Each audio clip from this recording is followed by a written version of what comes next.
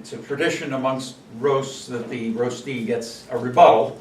But instead of doing that, I'm going to evaluate the speech, and I might throw a rebuttal in here and there. Yes, I'm a big fan of the roasts, going back to the Dean Martin roasts, which were actually kind of cleaned up versions of the Friars Club roasts, which if you've ever seen one of those are hilarious and dirty as sin.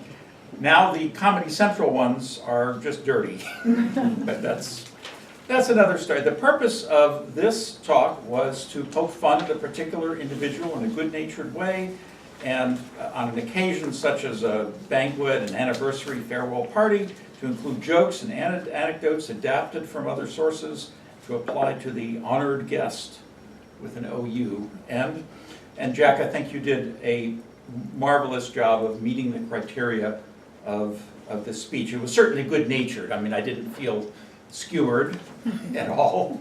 And what was humorous about it was the fact that you used, in a way, it was like a toast. You were taking what at least I consider to be positive attributes and saying that these were bad. And again, that's a great use of humor to contrast these, like things like the support group for my former students and terrorists and sins against academia.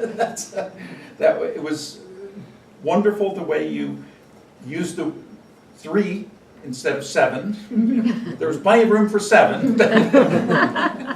And Lord knows you don't know about the other ones. But had to keep it clean. Yeah.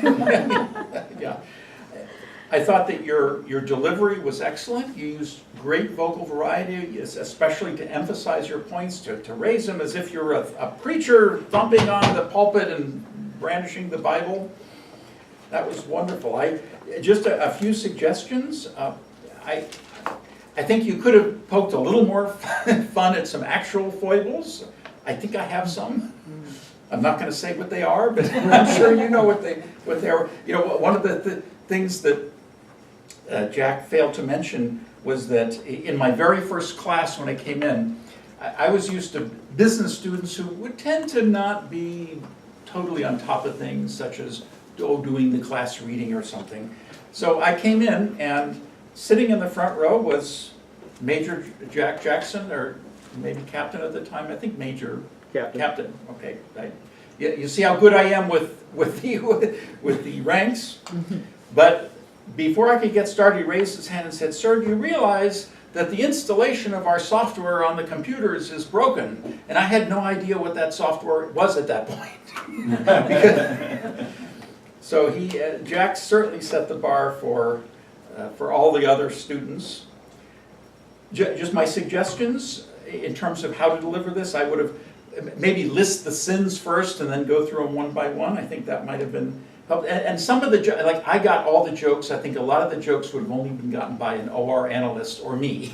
But I got all of them, and they were much funnier than the laughs that you got, to be honest. But I really appreciate it, and thank you for, I feel honored that I was so roasted.